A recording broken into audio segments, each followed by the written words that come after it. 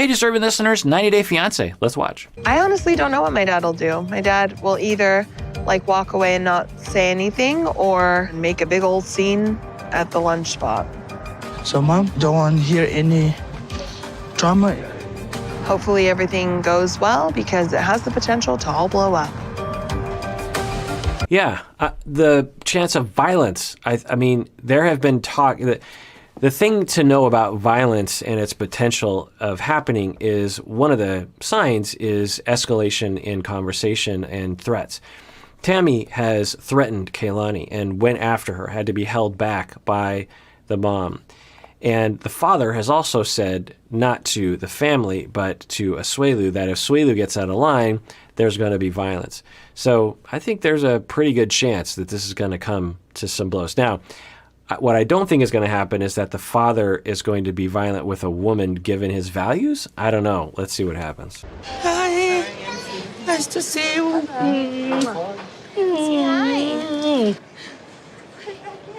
Hi. Okay, good start, Mom. That's why I thought if the mom was just there, it would go much better because she seems like she can put on a good face, and I think she has good intentions. Tammy being there, on the other hand, let's watch. I can understand how Asuelu feels. I see where he's stuck in the middle. His family is kind of crazy about how they want things done in a certain way, but if Asuelu doesn't stick up for his family, I don't think I would be supporting him as being a part of my family. So if only the father had seen all the scenes in which Asuelu is sticking up for his family, then he would have more faith. Now, we have to see what Asuelu will do in this situation. Hopefully, Asuelu will continue to put his family first, or at least a rational point of view first of, look, we just can't afford the money, and this is my decision. Kalani isn't controlling me. Let's see what happens. First of all, thank you for all of us together here today. I know that we have bad things that the past, and I want to move forward from it. 2 thumbs up to Asuelu. He's taking control. He is not sitting back. The underfunctioner will often sit back. We've seen that on other couples where the person who should be talking is not doing the talking. We saw Colt do this sometimes between Larissa and Debbie. Colt would just be quiet in the background while the two of them would be fighting when he should be at least trying to step in and saying, wait. Mom, I love you. Larissa, I love you. Please don't fight. If you have a problem, talk to me. Don't talk to each other. If you have an issue here, let's, I'm involved. Colt would often sit back and not get involved. And for Asuelu, he has, in some situations, he's done that. He's really taken a step back. But in this instance, he's stepping forward and saying, this is what I want. I want everyone to get along. I know we've had some troubles in the past. He is calling out the elephant in the room, which is good. And he's saying, let's be nice to each other. Let's see how they respond. I guess I just kind of want answers because I was disrespected. We didn't disrespect for you when you came over there. You told us what is in your mind. You hated what I need from my son, and you're not obeying what I want. So is that a cultural thing? Is she I know that can be that there's a definite hierarchy in families where you have the parents and then you have the oldest son and then you have the wife of the oldest son, and there's a definite hierarchy. And by definition, if you're married to the oldest or a son in the family, you are not only are you subservient to your husband, but you're also subservient to your parents, your in-laws, and you're definitely one of the least powerful people in the family, and you definitely have to do what everyone else says. So maybe they're running into that. I don't know. Doesn't seem to be a really fair way of looking at the world, particularly given sexism and fairness, but who knows? But here we go, that the Tammy and now the mom are saying, we didn't disrespect you at all, when they absolutely did.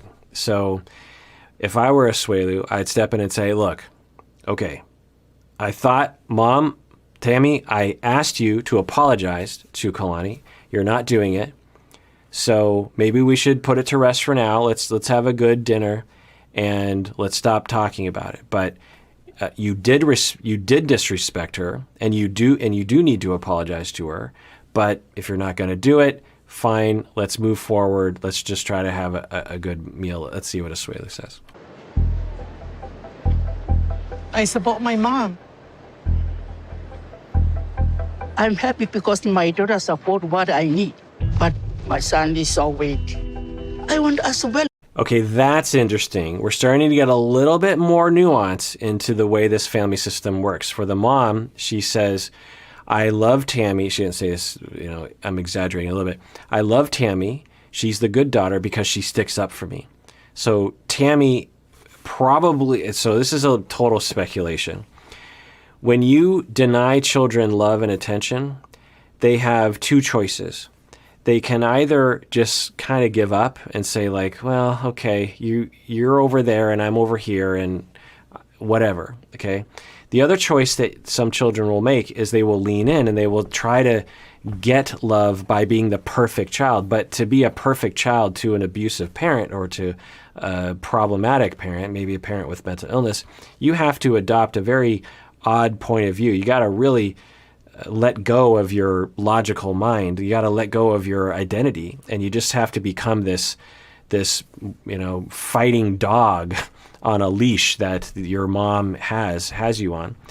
And that metaphor might fit for Tammy. I don't know.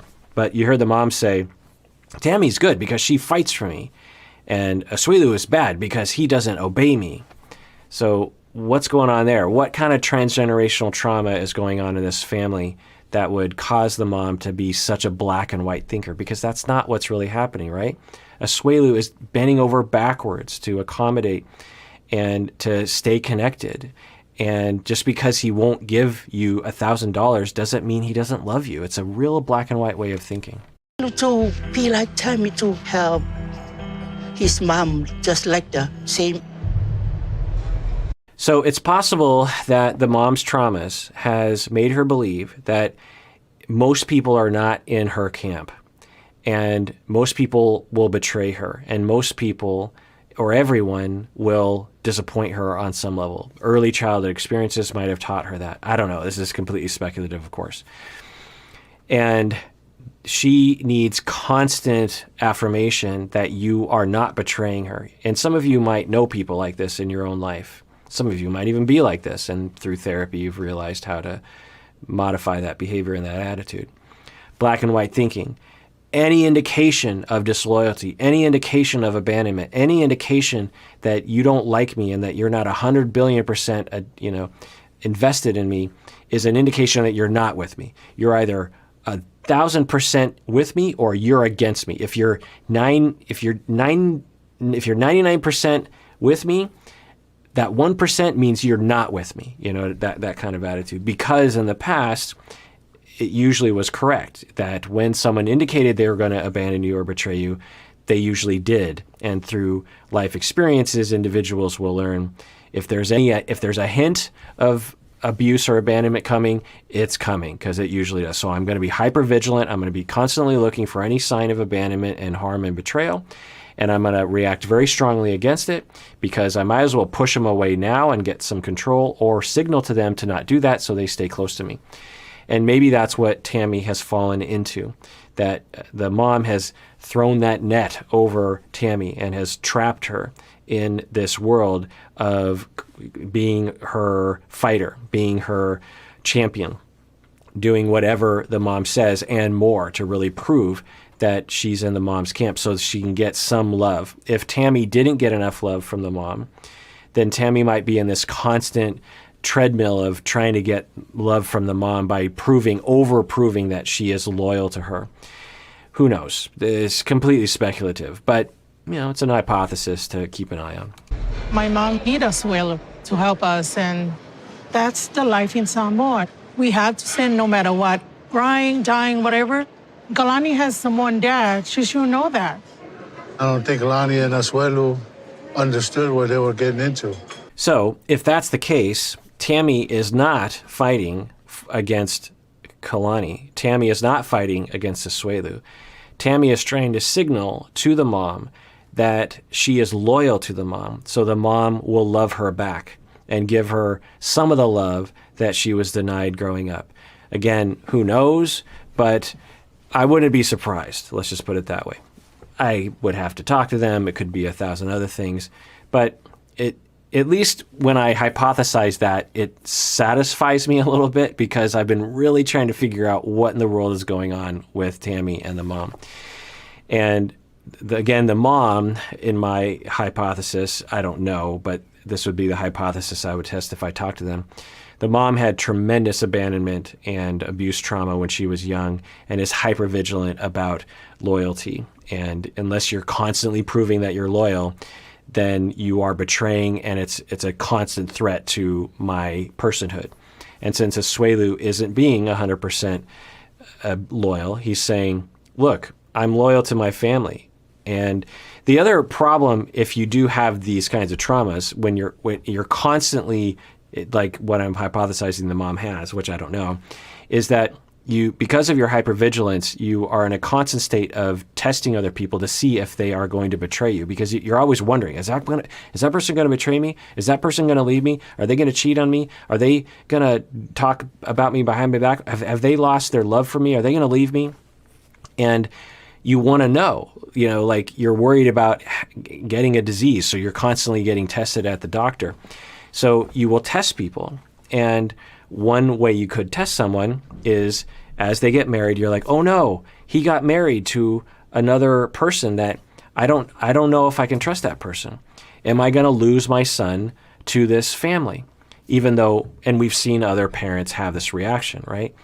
When a more healthy reaction is, my son's growing up and I'm not going to have access to him in the way that I did when I was younger. He has a wife now. He has kids now. I have to be now a supportive person in his family. He's not my baby boy anymore. I have to adjust. It's a loss for me. And parents that go through that, it's always a loss. The empty nest is always painful. We saw, what's her name? From Brandon and Julia, Betty and Ron, is it? We saw them go through it. We saw Colt's mom go through it. We've seen a lot of parents seemingly struggle with this. But if you are in a hyper-vigilant state and a black and white thinker regarding betrayal and 100% loyalty, then you're going to test. And one of the way you're going to test is, hey, give me $1,000. Because if he gives me $1,000, then that'll prove to me that he's totally loyal to me and he doesn't care about Kalani and he doesn't care about that family, and I can finally relax at night and sleep well. That is a pretty strong hypothesis. That would explain why, because this whole time I'm thinking, why are you fixating so much on this money thing? Because the mom lives in the States and Tammy says that she works. So, they went to their house. I mean, who knows? But the point is that I've been wondering, and families, all the time, whenever I saw them fighting about money, it was always emotional. There was always an underlying reason why, and they were using the money as a proxy, because it's easier to fight about money than it is to say, do you love me? It's easier to demand $1,000 than to say, do you approve of me as a mother?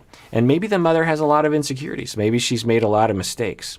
It seems possible, given the way that Asuelu's personality is, who knows? She probably did a lot of things right as well, because I think Asuelu has a lot of strengths.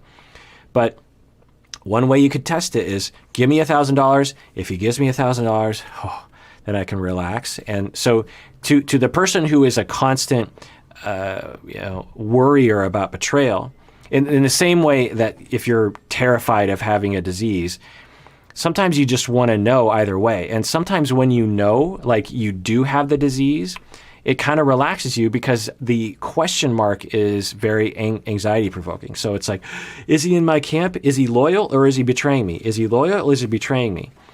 And sometimes people would rather know, okay, he's betrayed me. And now I can write him off. And although that sucks, it's better than being in that middle zone where I don't know. So I'm going to test him. Give me $1,000. If he gives me $1,000, he's loyal. If he doesn't, he's betrayed me and I know it. And I'm going to really blast him. I'm going to give him one last chance to really pull him back into my world so that I can finally relax at night. And if that doesn't work, fine, he betrayed me, and I will put him in the outer circle. I wouldn't be surprised if the mom and Tammy have a lot of people that have not passed the test and have been shoved into the abyss of their lives. Let's watch. The Palangi culture and the Samoa culture, they don't mix very well. I feel like Kalani control him not to send anything to our parents. Is that just what you guys think? That every time he says no, it's because she said no? Because it sounds like whatever's not good enough is her fault. Okay, so the mom's getting involved. That's good. But Asuelu needs to be the one to speak up right now and say, no, no, no, that is not true. Now, it is kind of true on a certain level. But how could he say it in an honest way? Asuelu could say, okay, mom, sisters, it is true that I did want to give you more money. But after I talked with my wife, I realized that we couldn't give you that much money.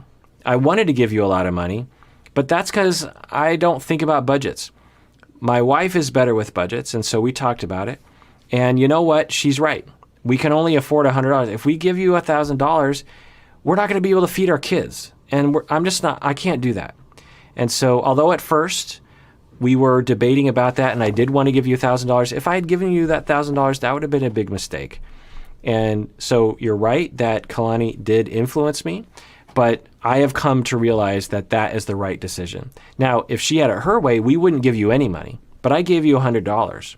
So we compromise, and you're just going to have to live with that. So he needs to speak up. What I'm worried is going to happen is that Kalani and the dad and the mom here are going to be fighting his fight for him, and he will say nothing, or he'll get so anxious because he's freaking out so much about disappointing his mom that he will start sticking up for his family. He hasn't done it yet, but I'm so terrified if he does. So what I really think Asuelu should do is say, hey, everyone, no is my decision. Mom, sisters, understand Kalani influences me, but it was my choice. Let's see what he says. $1,000 is a lot of money, and we don't have an extra $1,000. You can't send all your money back to Samoa and let your family starve. Yeah. If we have enough money, we can help my family some more. But if we're not doing that. So good. Thank goodness that Asuelu actually spoke up. I was worried he was just going to be quiet the whole time and underfunctioning the whole time, but he is not. He's speaking up. I wish he would say a little bit more and take control of the conversation a little bit more, but it's, definitely relieving anxiety a little bit that he spoke up. Let's continue watching. What happened to you? Now you're here in America, so you better give more money for me.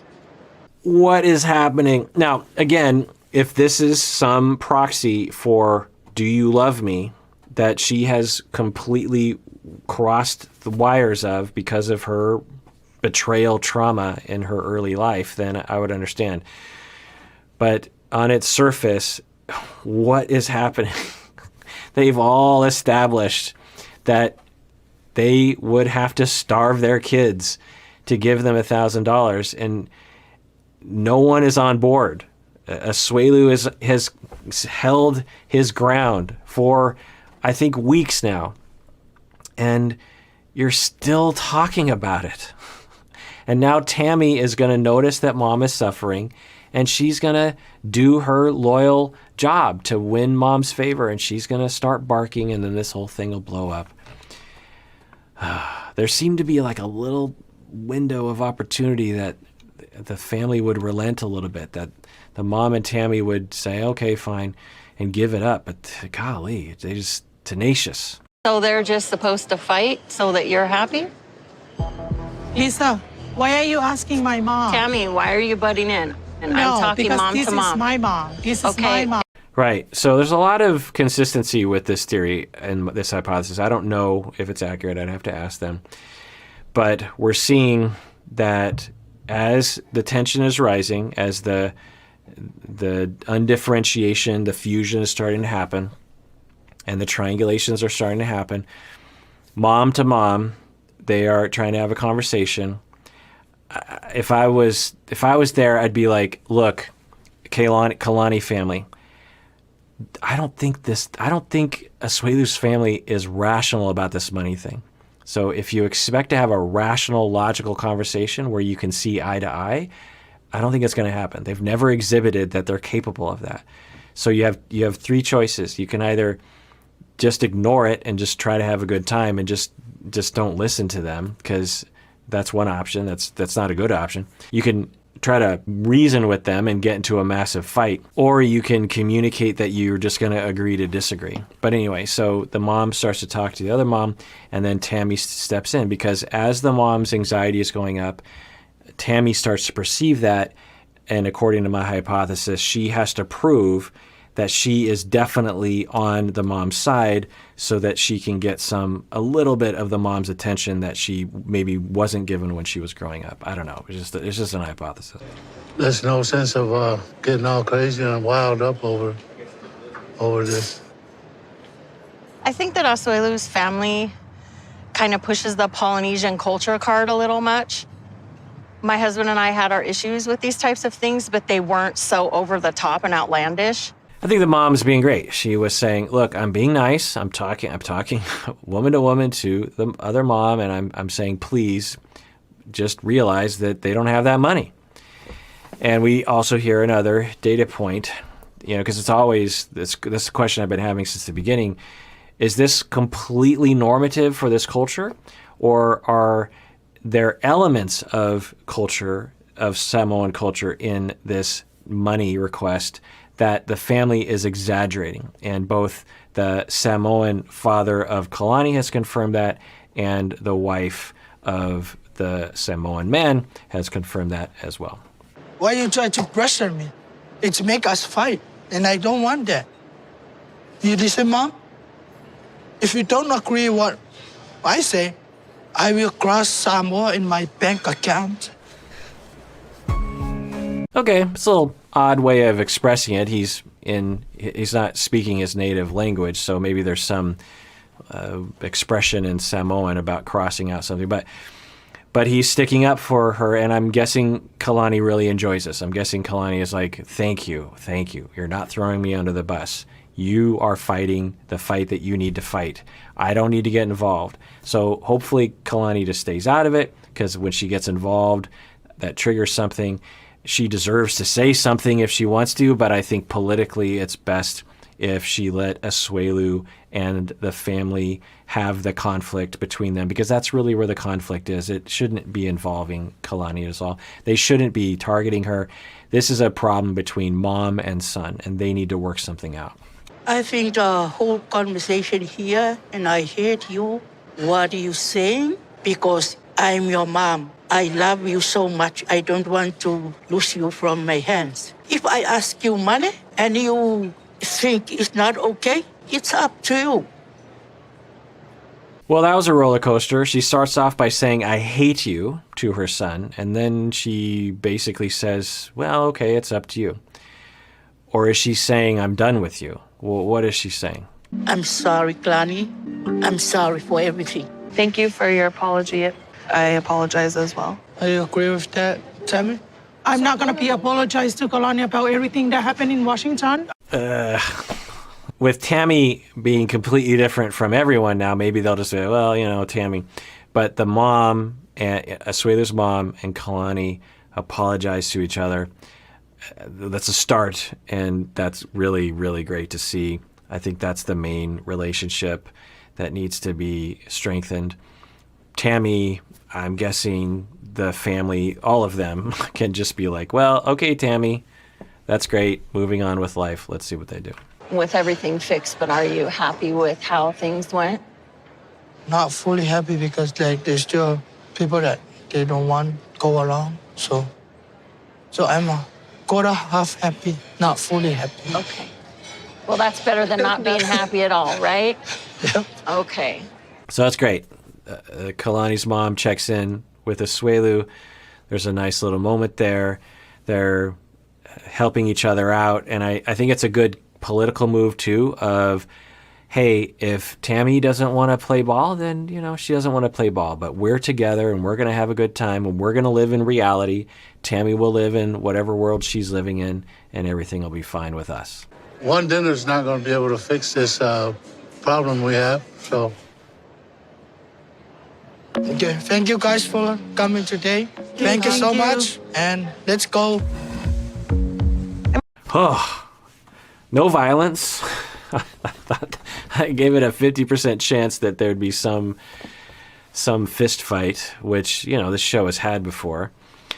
And I'm saying that because Tammy, last time she had a pretty minor conversation with Kalani, literally was going after Kalani to have a fist fight. So we can say that's a success. We can also say that Asuelu stood up to his family, did not throw Kalani under the bus. I think Asuelu could have done a little bit more, but given what we know of Asuelu, I think it's a huge deal that from the very beginning, he has been standing up to his family and saying, no, this is my choice, and I want you to apologize to Kalani. I want you to get along. We're not going to give you that money. And no, it wasn't Kalani's choice. It was my choice. It was our choice. And he hasn't been throwing Kalani under the bus. At no point did he say, well, I wanted to give you money, but Kalani didn't let me. He never said that. I think there was a huge risk of that, but he didn't do it. So that's a huge success, and he continued that in this dinner. And the mom, Asuelu's mom, apologized to Kalani. That's a big deal. She, offered that, the olive branch, and that's a huge success. Tammy is still saying what she's saying, but I think the wind is out of her sails a little bit. Without the mom also agreeing with that, I think Tammy is now a little bit diminished in a certain way. We can certainly say that about the system because it seems like everyone agrees, everyone's on the same page. The mom, Asuelu's mom, is starting to come over, and Tammy definitely seems like an outsider at this point, which I think is rational. I mean, I'm not that shocked that we didn't fix everything, but I'm thankful that his mom seems like she's kind of turning around and changing her mind. Tammy, I don't really care at this point. Asuelu said all of the right things today. I just feel more hopeful and feel like there's actually a lot for us to look forward to in our relationship. All right. Well, that does it for that episode. Everyone out there, please take care of yourself because you deserve it. You really, really do.